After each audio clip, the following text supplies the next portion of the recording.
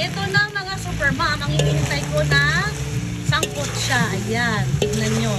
Ginisa na sa sariling mantika ang karne ng manok. So, it's time na para ilagay na natin ang unang kakang gata. Ayan, ibubuhos ko na ang unang kakang gata, unang piga. Haluin lang natin hanggang sa umulo. Ilagay ko na rin ang sayote. Madali lang naman maano yung sayote. Lumambot ang sayote. Kanina pala hindi ko na napakita ang pag-isa ko sa sibuyas, bawang at tawag nito, luya. Nakalimutan ko na. Habang hinihintay natin kumulo,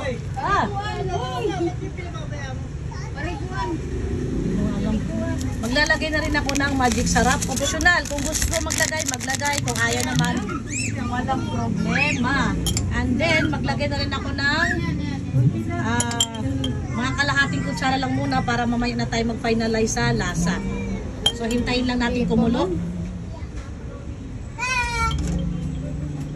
Para mailagay na rin natin ng ibang gulay. So, haluin lang natin para mag-mix na ang lasa ng asin. Maligo ka, mamaya. Ay, at bago makalimutan ang lahat, maglalagay na rin ako ng paminta. Uy, uy! Hoy, kukunti lang yun. Suoy naman sa paminta. Sabi mo, bibili mo ako sa palengke, umalis ka na pala. Ang tagal mo. Kanina pa ako tawag. Anong oras na? Yan, isang kulo lang to, mga super mom. Half cook lang kagad ang ano niyan, ang sayote. So, pwede na natin ilagay ang pechay at malunggay. Pero kahit anong klaseng dahon na ilagay nyo dito, pwede. Habang nagluluto ako ng ulam, sinabay ko na rin ang pagsaing. So, tikman natin kung luto na ang ating sinaing.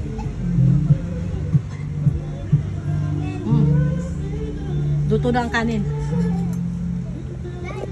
Patayin na natin ang apoy para hindi masunog at matutog.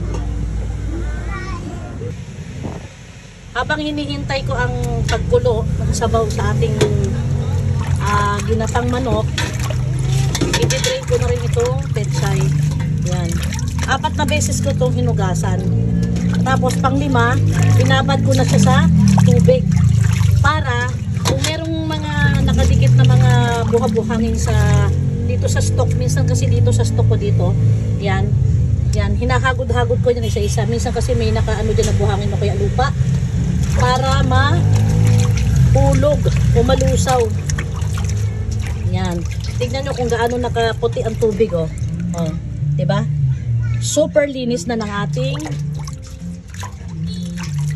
tawag nito, ng ating dahon ng pechay. Yan. 5 beses ko hinugasan yan, mga super mom. So ngayon, patiktikin natin or i-drain natin.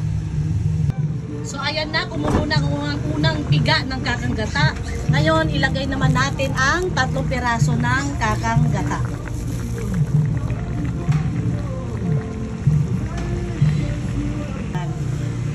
Binuhos ko na. Kakang gata ito. So bago natin hintayin na kumulo ang kakang gata,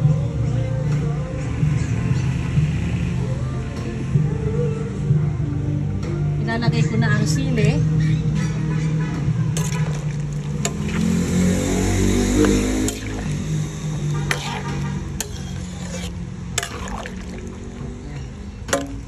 Hintayin lang natin na kumulo ng konti.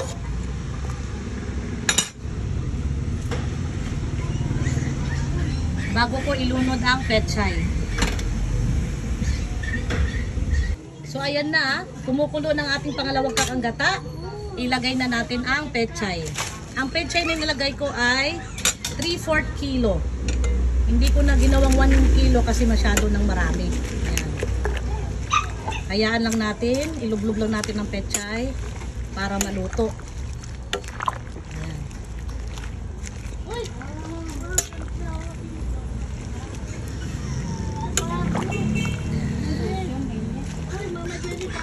ko.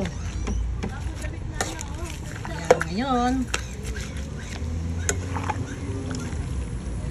ihalo lang natin ng ihalo para mapunta sa ilalim ang pechay at mabilis siyang maluto. So, bago rin yan kumulo, ilagay na natin ang dahon ng malunggay.